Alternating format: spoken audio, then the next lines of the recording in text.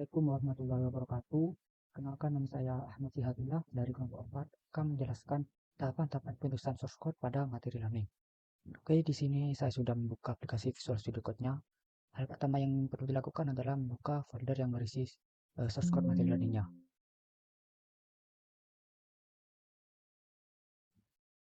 Nah, karena kelompok kami adalah kelompok yang genap, maka kami kebagian materi yang file banknote 1.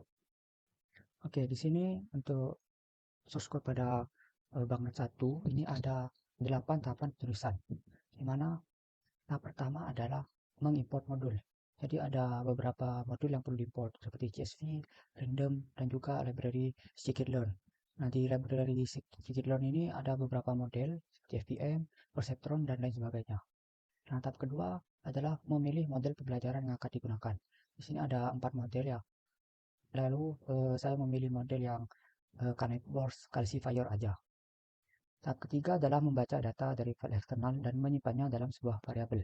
Nah, data eksternalnya itu adalah banknotes.csv. Untuk lebih detailnya kayak apa? Jadi ini data eksternalnya. Jadi ada satu baris itu terdiri dari 4 data. Variance, skewness, kurtosis, entropy, dan kelas. Nah, data tadi itu kita simpan di dalam sebuah variabel yang bernama reader. Nah, kemudian kita bagi data tersebut menjadi dua bagian. Bagian pertama itu berdasarkan key evidence, yang bagian kedua itu berdasarkan label.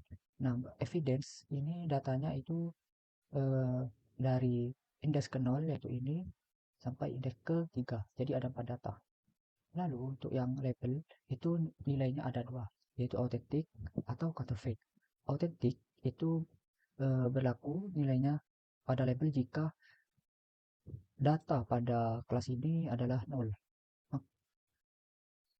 Lalu jika datanya itu 1, maka akan bernilai counterfeit.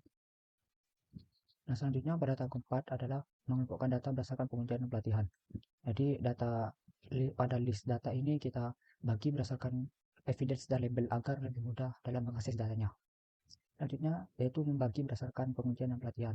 Di sini kita memanggil fungsi yang bernama test split, di mana untuk pengujiannya itu tesnya adalah 0,4 yaitu 40% untuk pengujian dan 60% untuk pelatihan.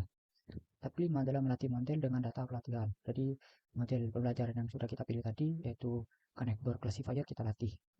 Selanjutnya dalam tahap ke-6 yaitu membuat prediksi gunakan parameter pengujian yaitu testing. Tahap ke-7 adalah membuat variabel untuk menghitung prediksi. Nah, di sini ada 3 variabel, di mana variabel pertama itu isinya adalah jumlah data yang prediksinya tepat. Lalu variabel incorrect ini adalah jumlah data yang prediksinya kurang tepat. Lalu total adalah jumlah data yang diprediksi. Pada tahap ke-8 adalah mencetak hasil. Di sini ada 4 yang dicetak. Yang pertama untuk results for model, di mana tipenya ini tipe model yang kita gunakan tadi, yakni Connectworks Classifier. Yang kedua adalah mencetak nilai dari correct. Jadi correctnya itu berapa jumlahnya. Sedangkan yang ketiga adalah mencetak nilai dari jumlah data yang tidak tepat prediksinya yaitu incorrect. Yang keempat adalah mencetak akurasi dari prediksi dari data diprediksi. Nah, untuk lebih detailnya kita coba jalankan.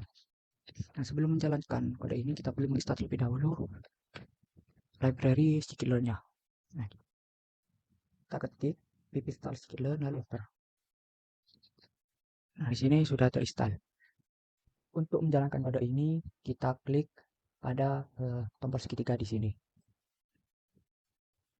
Nah, untuk hasil yang didapatkan menggunakan model Connectworks Classifier adalah yang benar data yang dapat diprediksi dengan tepat itu berjumlah 549, sedangkan data yang tidak tepatnya itu 0, yaitu tidak ada. Akurasi dari penggunaan model Connectworks Classifier pada data ini itu adalah 100%. Jadi akurasinya sangat tepat sekali ya, ini 100%. Nah, itu untuk yang model Connectworks Classifier. Untuk model yang lainnya bisa dicoba sendiri. Nah, mungkin ini saja materi yang dapat saya sampaikan. Mohon maaf. Assalamualaikum warahmatullahi wabarakatuh.